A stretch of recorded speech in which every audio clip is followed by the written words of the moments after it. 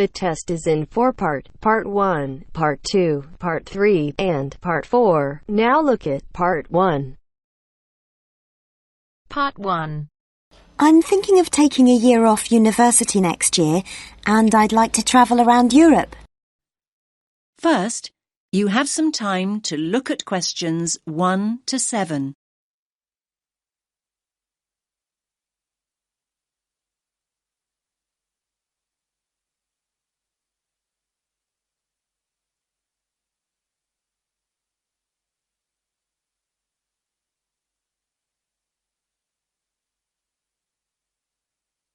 Listen carefully to the first part of the conversation and answer questions 1 to 7. Good morning. How can I help you? I'm thinking of taking a year off university next year, and I'd like to travel around Europe. OK then. Do you have any idea where you'd like to go?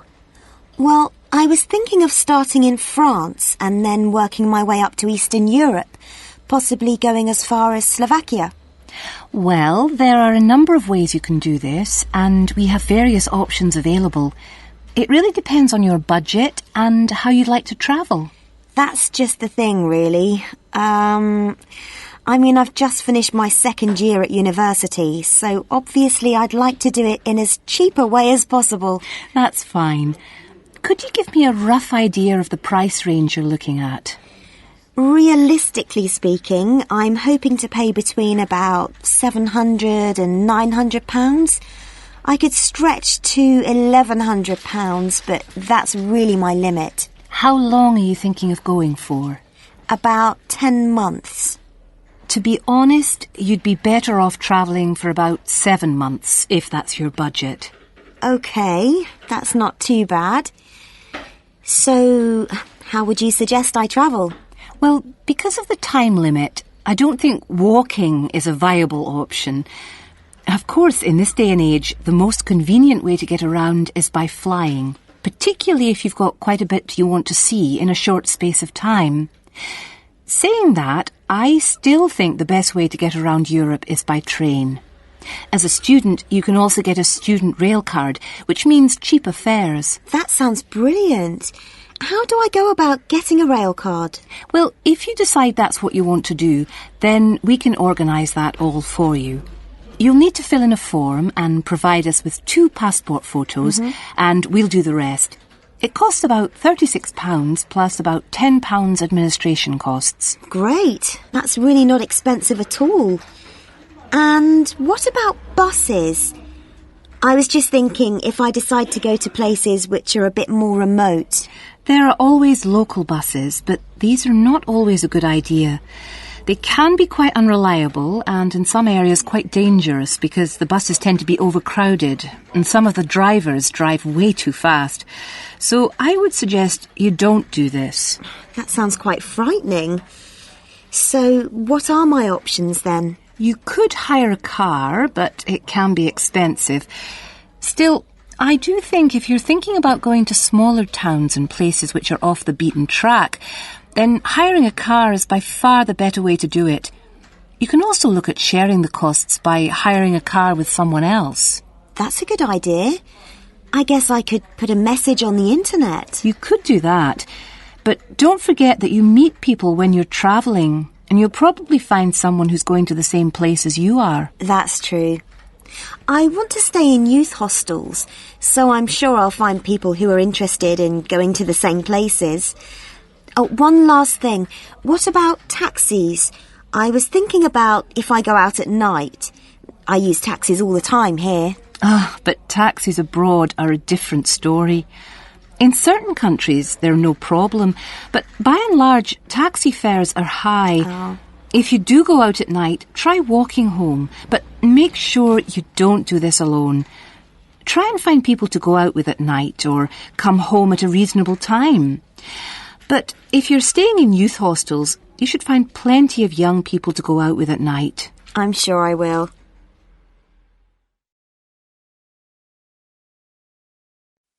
Now you have some time to look at questions 8 to 10.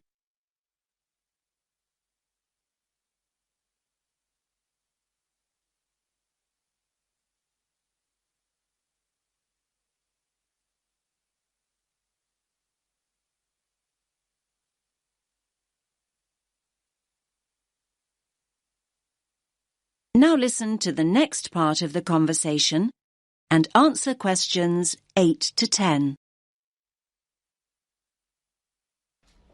Now, have you thought about how you'd like to travel to France? Not really, no. There are basically 3 ways. You can go by ferry, which leaves every day and night, or there's the hovercraft, which is more pricey, but will get you there quicker, and, of course, you could fly. Well, I don't think flying is an option for me, as it'll be too expensive. So I suppose I'll choose one of the other 2. It's a pity, really, as I don't fancy the idea of travelling by sea. Last time I did that, I got terribly seasick.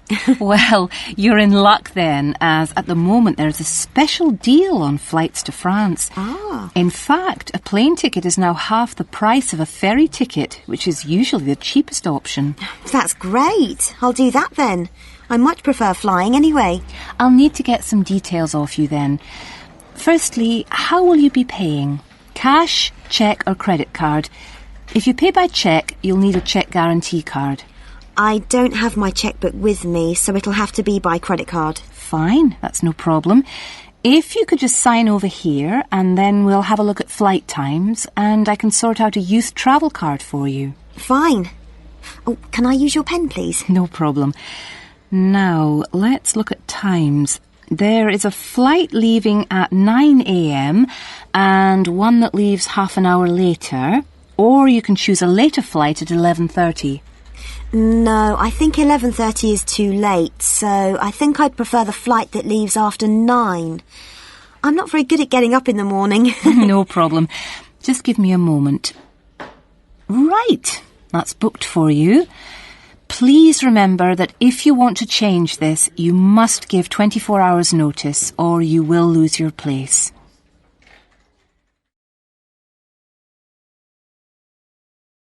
That is the end of part 1. You now have half a minute to check your answers.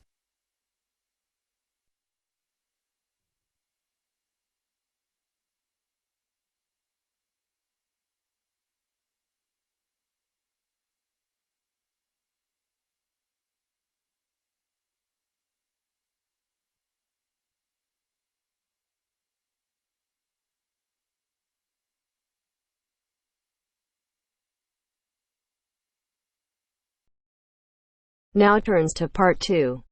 Part 2. You will hear a conversation between a student and an accommodation officer. First, look at questions 11 to 14.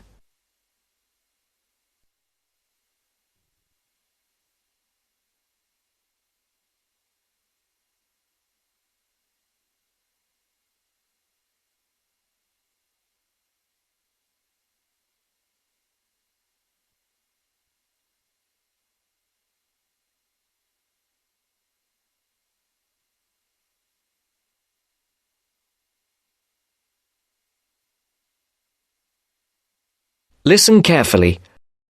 Well, you have left things a bit late. Have you tried looking for somewhere in Newbridge? Newbridge? No, I haven't. I've never heard of Newbridge. Well, let me show you. I've got a map here. Here's where everything is. You come into Newbridge over the bridge, and the main road in front of you is, surprisingly enough, the High Street. This is one of the main streets. And branching off to the left, you can see there, is West Street. That is another busy part of town. I see. Now, as I was saying, here is the High Street, and here is West Street going left. Now, if you go along West Street, the first place you come to on your right is the supermarket. It's not a very big one, but it's got most things you're likely to need. Next to it, there's the Old Town Hall. I say the Old Town Hall because it is about 100 years old, but it will soon make way for a car park, I'm afraid. I suppose the car is king. Now, opposite the supermarket is the railway station. You can get very frequent buses and trains from here into the university. And next to that is the sports centre. It's a brand new one and was built on the site of some tennis courts. So that's progress. It's got everything the keen sportsman like yourself might require. Now, that's the centre of town, and I want to point out to you the buildings opposite the supermarket, but on the other side of London Road. There are two buildings there. The one further away from the High Street is called the Heights, and the one nearer the High Street is called the Towers. What are they? They are where you could find a flat. One of them, the Heights, has a number of flats for rent at the moment. Oh, good. Look at questions 15 to 20.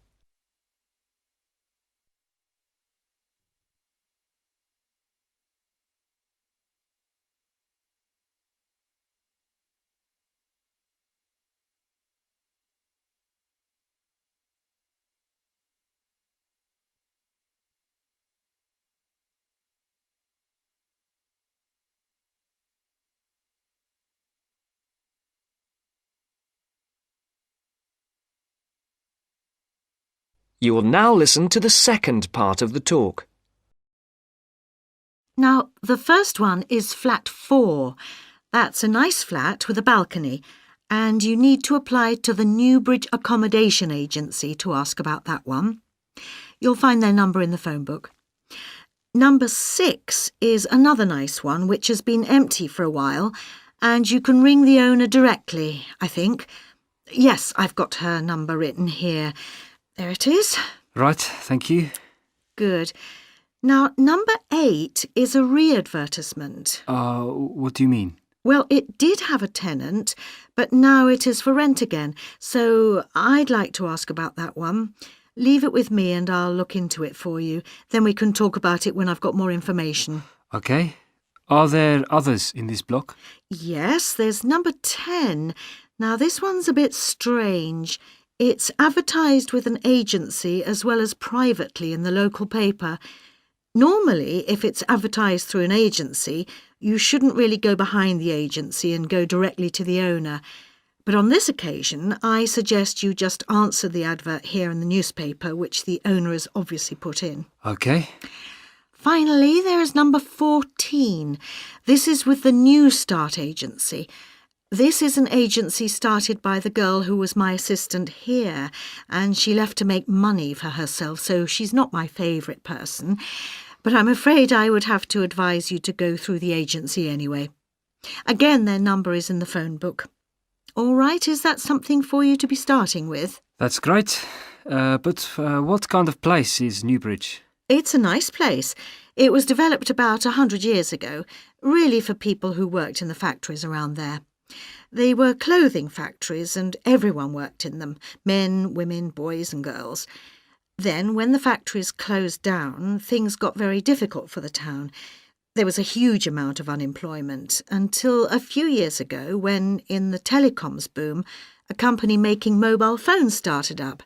I think your phone was made in Newbridge. And now this company employs most of the people in the town.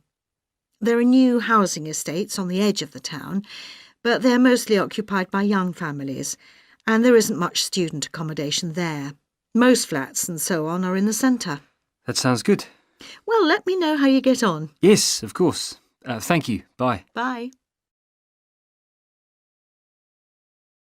That is the end of part 2. You now have half a minute to check your answers.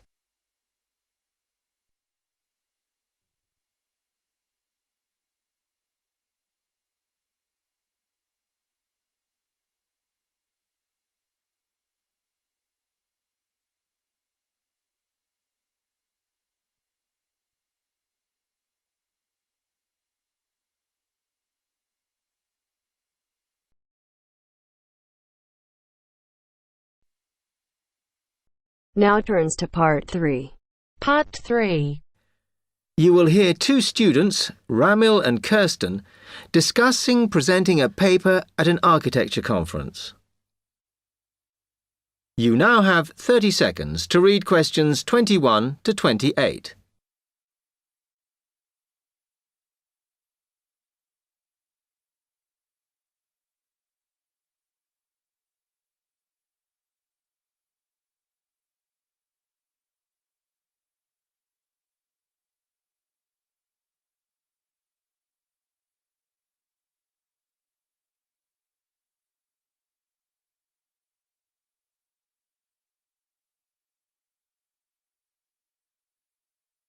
Hi, Kirsten. Have you heard about that architecture conference in Oxford at the end of the year? Yeah, I saw the leaflet on the notice board.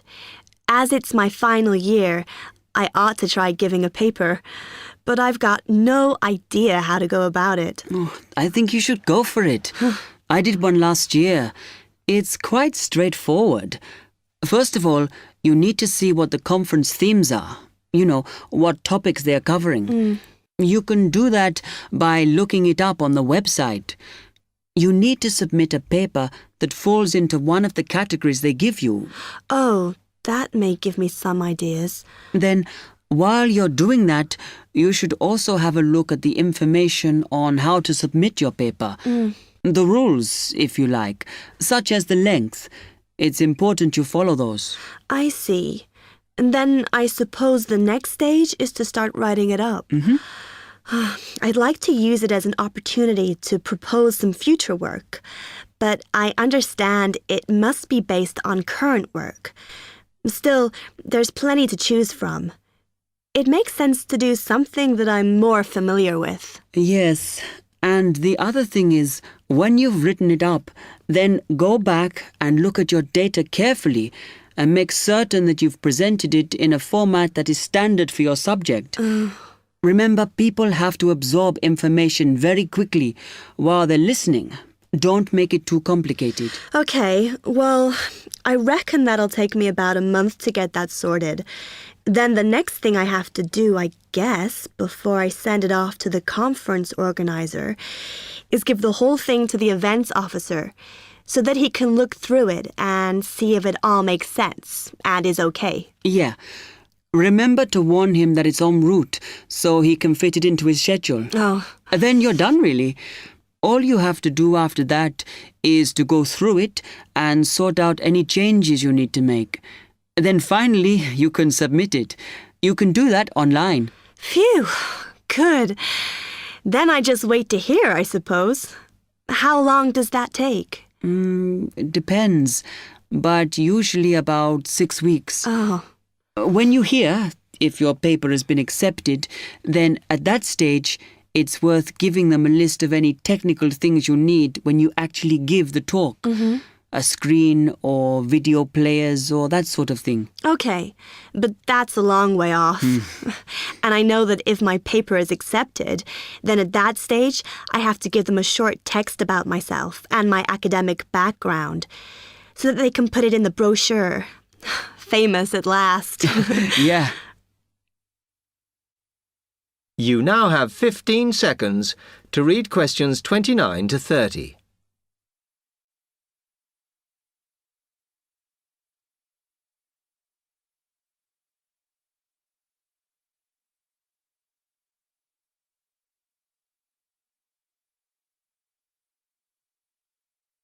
Right, well, I've got to get a couple of things sorted if I'm going to get this paper completed.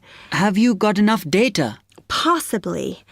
I'd like to reinforce some of it, though, so I thought I'd send out some more questionnaires. I was looking at that thesis that Angela wrote last year, and she said you need a sample of over 100 to be sure of your results.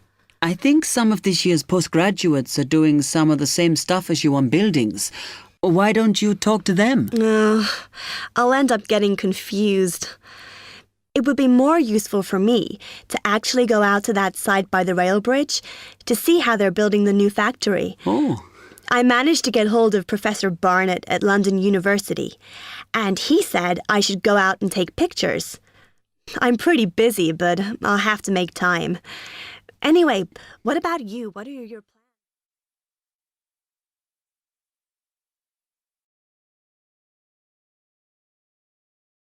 That is the end of part 3. You now have half a minute to check your answers.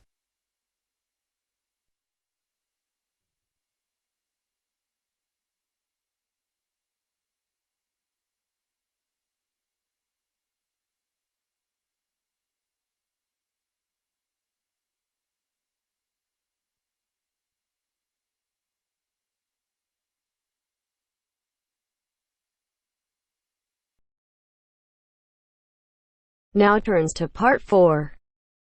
Part 4. you'll hear a lecturer talking to students about sport in Ireland. First, you have some time to look at questions 31 to 33.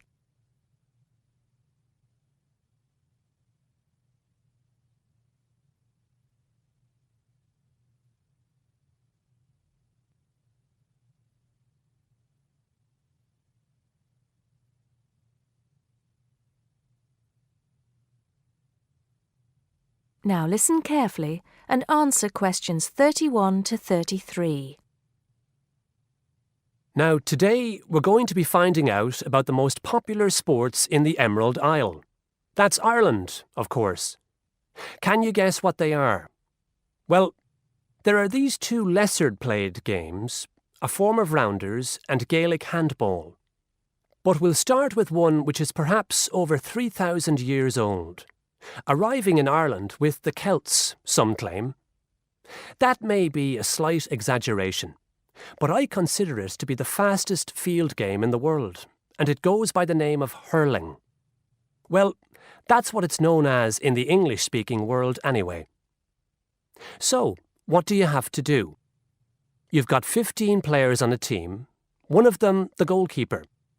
Each one has a stick called a hurley. Here you are. I've brought mine along. Had it since I was at school. This is what it looks like, and basically you have to get this ball, called a sliotar, that's S-L-I-O-T-A-R, so it's not spelt the way it's pronounced. You hit it into the net for 3 points, or you can hit it over the net for 1 point. The goal looks like the letter H, with the net under the crossbar. The goalie has a bigger stick than the others to help keep the ball out. You can also catch the sliotar and run with it for 4 steps maximum, or bounce it on your stick. Is that clear to you all? I'll be showing you a video a bit later, so you can see what a game actually looks like. You might like to think of it as a mixture of lacrosse, hockey, and baseball. Oh, and it's played by women too, but it goes by the name of camogie in that case. Before you hear the rest of the talk, you have some time to look at questions 34 to 40.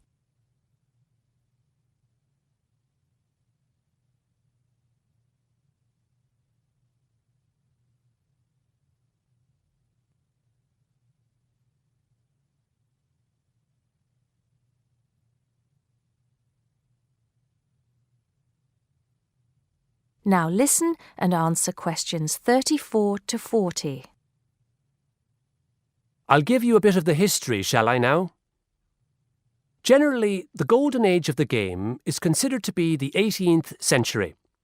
But systematic rules were first agreed and drawn up at that great shrine of learning, Trinity College Dublin, in 1879, founding the Irish Hurling Union, closely followed just a few years later by the formation of the Gaelic Athletics Association.